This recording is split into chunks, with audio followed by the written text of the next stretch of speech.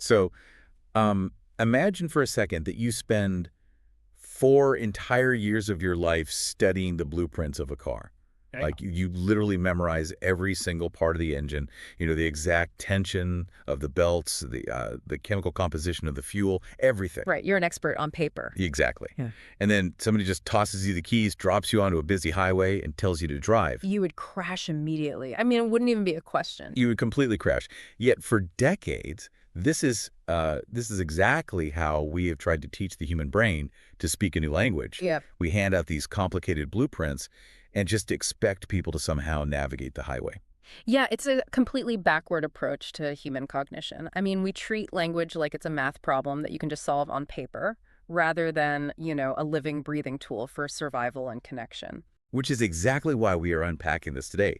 If you're listening to this deep dive, you might be a veteran educator looking to refine your professional development, or maybe a first-time teacher just kind of staring down your syllabus in a panic. Or honestly, just someone who is insanely curious about how the brain actually acquires new skills. Right, for sure. So our mission today is to really explore the underlying principles of second language acquisition, or SLA.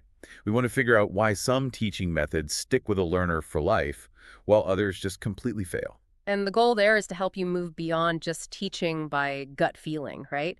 To step into what educational psychologists call principled eclecticism. Principled eclecticism. Yeah. Which I know that phrase sounds incredibly heavy. It's a mouthful, yeah. But it essentially just means having a deeply rooted actual reason for every single tool you pull out of your teaching toolbox. Right, because teaching someone a language isn't just a simple input to output equation.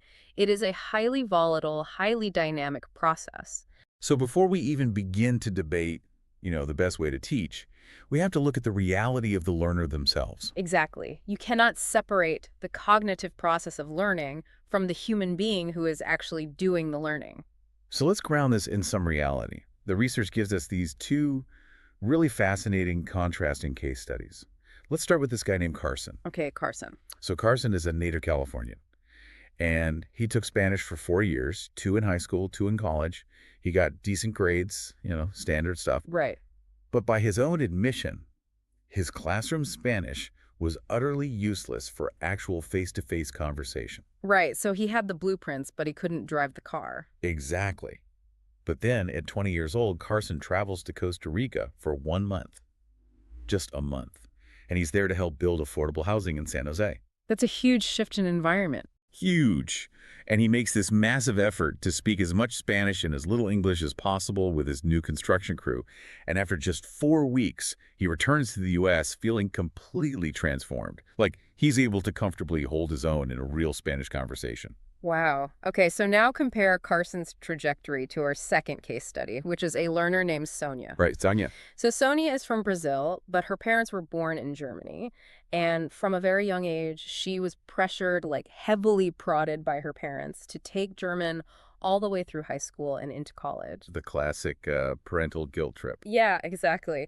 And she eventually reached an advanced intermediate level on paper, but then she just abruptly dropped it. She said she felt absolutely no sense of ability, right? Yeah. Beyond just knowing these rigid grammar rules. Yeah. And she completely admitted she was only studying it just to please her mother and father. Right. And then you cut to 10 years later, and her German is practically non-existent. Oh, man. Yeah, she can read a little bit, she can barely listen to her grandparents, but her speaking and writing are just entirely gone. So when we place Carson and Sonia side by side, we're basically forced to confront the actual mechanics of motivation and context. Exactly. I mean, look at Carson's learning environment in Costa Rica. It possessed this intense urgency. He literally needed to communicate, to build physical houses, and, to integrate socially with his peers. He wasn't just learning words. He was acquiring a second culture, a totally new way of acting. Right. Whereas Sonia was merely trying to fulfill this familial obligation in a sterile academic setting. Yeah.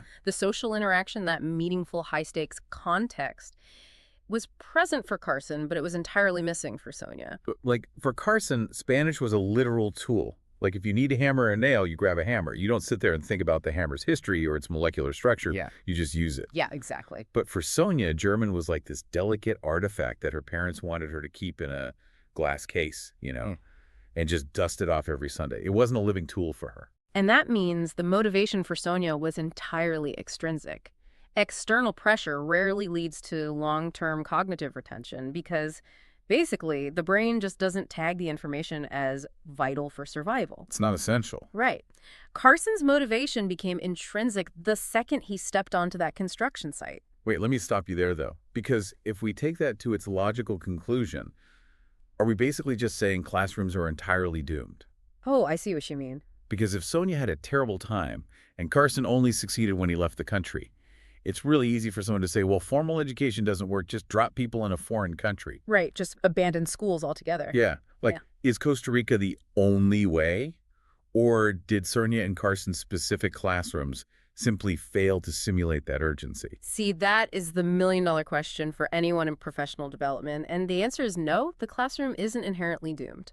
Okay, good. Yeah, I mean, Carson himself admitted his 4 years of high school and college Spanish actually gave him a crucial baseline. It was a head start. Right, he had the vocabulary somewhere in his head. Exactly. But a classroom has to work incredibly hard to simulate the meaningful, urgent context that immersion just provides naturally.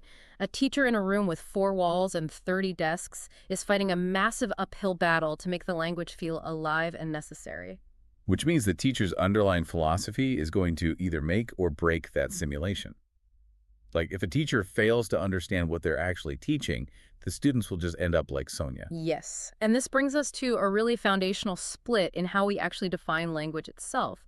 Because how a teacher defines their subject dictates absolutely every single strategy they use. Yeah, definitions are serious business. They really are. A definition is essentially just a condensed version of a theory. So let's look at the standard dictionary approach. Merriam-Webster defines language as a systematic means of communicating ideas or feelings by the use of conventionalized signs, sounds, gestures, or marks. Which, I mean, that sounds like a mechanic describing a machine.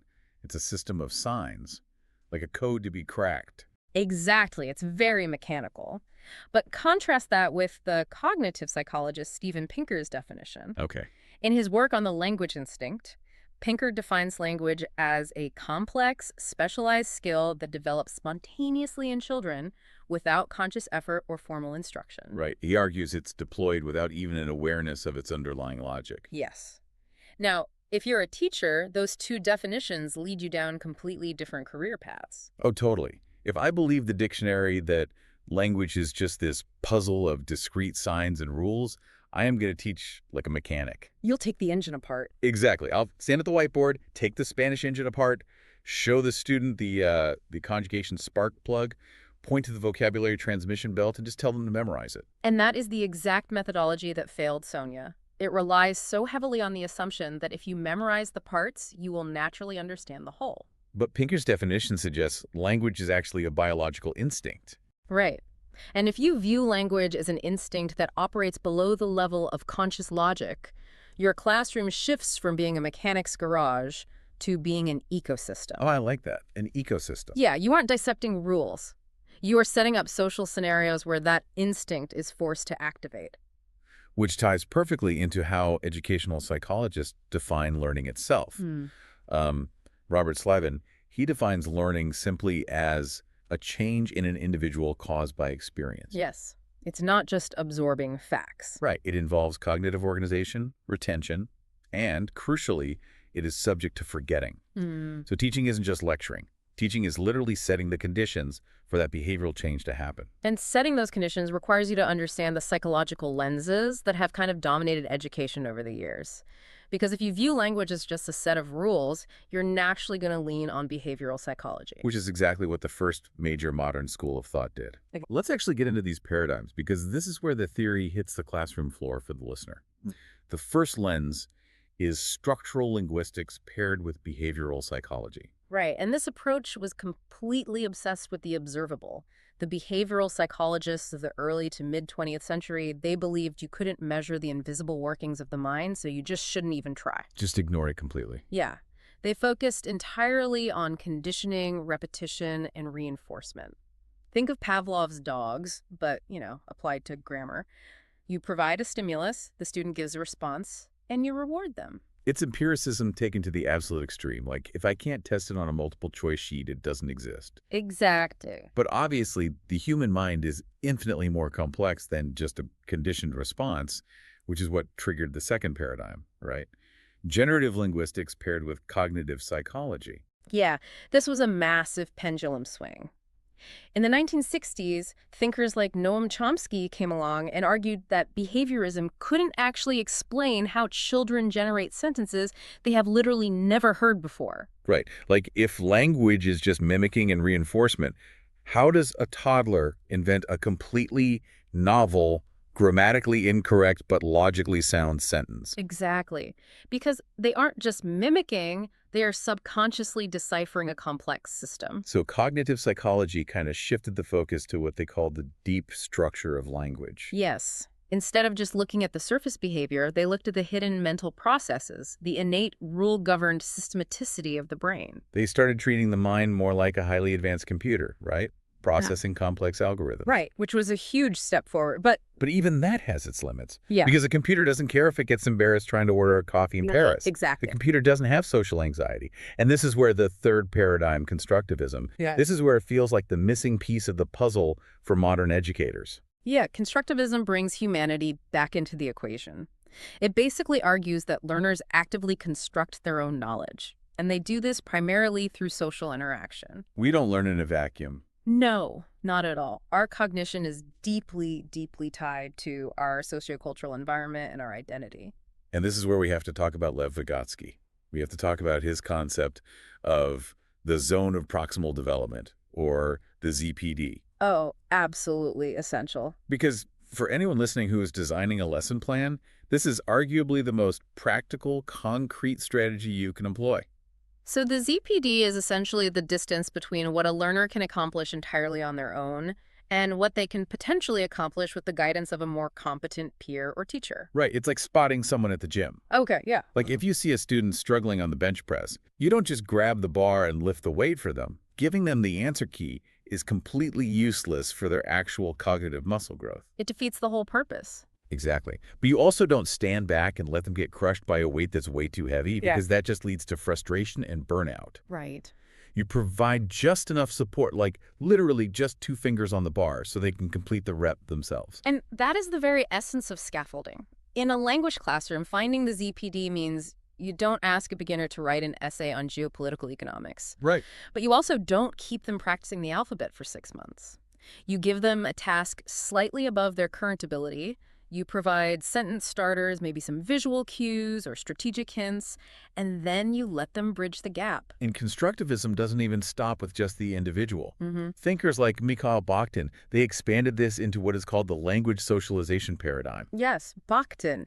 He argued that language is inextricably immersed in a social and cultural context. Actually, let's pivot away from the gym analogy for a second, because I think Bakhtin's point is way better understood through a kitchen analogy. Oh, okay, let's hear it. So learning a language through behavioral drills is like reading a recipe entirely alone in a sterile laboratory.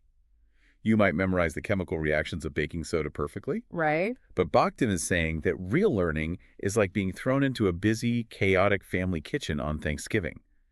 The way you actually learn to cook is by interacting with your grandmother, shouting instructions, dodging your cousins, and understanding the cultural rhythm of that specific room.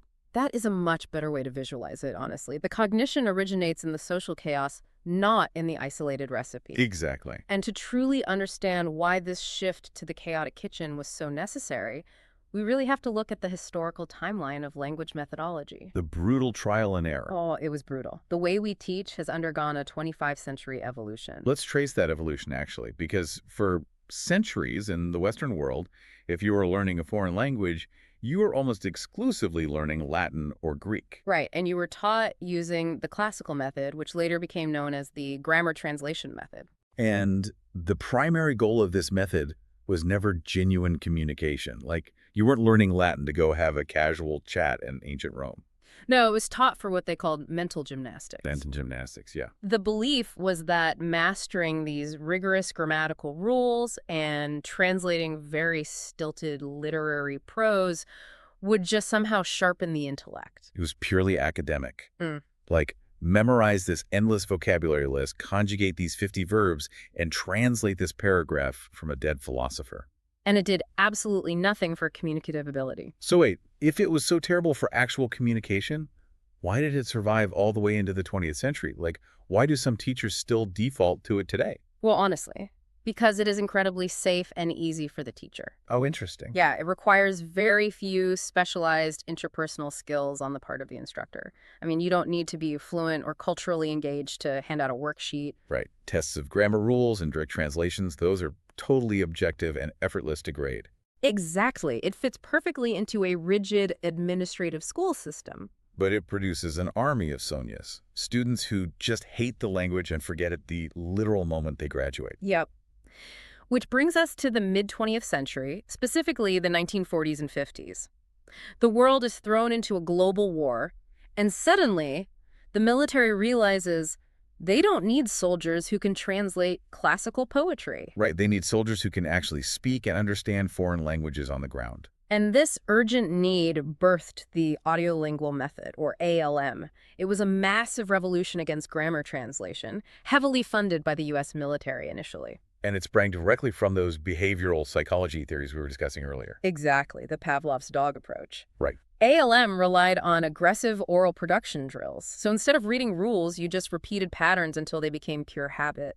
It just completely obliterated the need to focus on what they call metacognitive forms, meaning you didn't sit around thinking about the grammar rules, you just drilled the phrase over and over until it was automatic. Right. But the flaw in ALM quickly became very obvious. Yeah, because if you drill a soldier to ask, "Where is the train station?" 50 times, they will say it perfectly. Oh, flawlessly. But when the local person responds with a complex, unexpected sentence about the train being delayed due to a strike, the soldier's completely lost. Because parroting phrases doesn't give you the ability to navigate spontaneous, unpredictable human interaction. Right, which led to a crisis in the field. A huge crisis. And eventually, that gave rise to the modern paradigm we use today, which is communicative language teaching, or CLT. Right, and CLT is all about authentic use. It aims to get students to communicate genuinely and spontaneously, It's bringing that chaotic Thanksgiving kitchen right into the classroom. which perfectly mirrors Thomas Kuhn's theory of scientific revolutions. Mm. Kuhn argued that a successful paradigm like grammar translation or ALM is eventually followed by anomalies that it just can't explain. Right, and those anomalies lead to a crisis, and then a new paradigm emerges. But here is the critical part that educators need to remember. The new paradigm always borrows from the old. Yes, this is where we arrive back at principled eclecticism. No single historical method is entirely right, and none is entirely wrong. Exactly. And I want to really dig into that for a second because there is a modern tendency in professional development circles to just completely vilify old methods. Oh, for sure. Like we look back at grammar translation or audiolingual drilling and we shudder. We call it archaic. But is rote memorization always the villain? Like ALM definitely failed as a comprehensive system, but aren't there specific moments in a classroom where a behavioral drill is exactly the tool a student needs? You are hitting on the very core of principled eclecticism. Yeah. A drill is not inherently evil, it is just a tool. It only became a problem when teachers used it as their only tool. If you have a student who is desperately struggling with a specific phonetic sound, or trying to lock in a highly irregular verb, a quick 5-minute ALM-style drill might be the absolute perfect temporary scaffold. It isolates the problem, builds the muscle memory, and gets them over the hurdle. Exactly. And then you immediately drop the drill and return to the communicative context. You take the hammer, hit the nail, and then you put the hammer away. You are picking the best designs and techniques from the past to serve the specific needs of the present. It's a very pragmatic, deeply informed approach. You don't just rely on a gut feeling. You evaluate the learner's purpose, you identify their zone of proximal development, and you select the precise historical methodology that fits that exact moment in their learning journey. Man, that makes so much sense. So let's kind of pull all of these threads together for everyone listening. We started by looking at Carson and Sonia, proving that the learner's context and their intrinsic motivation really dictate long-term success. Right, the urgency of Costa Rica will always beat the external pressure of a parent. Always. Then we unpacked how our very definitions of language and learning basically act as the hidden software running a teacher's classroom. Like if you view language as a mechanical code, you teach like a mechanic. But if you view it as a social instinct, you teach like a guide. Exactly. And we explored Vygotsky's zone of proximal development, the art of spotting the learner at the gym, and Bakhtin's chaotic kitchen of cultural context. And finally, we trace that long 25th century evolution from rigid grammar translation to audiolingual drills, eventually arriving at the modern power of principled eclecticism. It's a lot to take in, but it's so vital for anyone in education. It is. And as we wrap up this deep dive, there is a concept from the researcher Roger Brown that I think really serves as the ultimate grounding thought for educators. Okay, let's hear it. He observed that researchers and teachers constantly yearn to capture complex mental phenomena in these neat mechanical models. Like, we want a clean syllabus. We love a clean syllabus. Right. But when the human mind darts off on some uncapturable, unpredictable tangent, Brown says there is something in us that should actually rejoice at the defeat. Rejoice in our defeats. I love that. Because it means the human mind is too brilliantly complex to just be reduced to an algorithm. Exactly. The phenomenon of second language acquisition is slippery. It is messy, and that is exactly what makes the quest so engaging. Yeah. There are no instant recipes. There is no single magic formula that will work for all learners in all contexts. We literally have to wade into those muddy diagnostic waters and figure out exactly what the individual in front of us needs. Right. Which actually brings us to our final challenge for you, the listener. If you are an educator or just a lifelong learner, think about a time you tried to acquire a new skill and completely failed. We all have one. Oh, definitely. Was that failure due to a lack of intrinsic motivation? Or was it a failure of the teacher's methodology? And how can you use the anatomy of that personal failure to design a better, more tailored experience for someone else tomorrow? Yeah, you have to analyze the failure to build a better framework. Absolutely.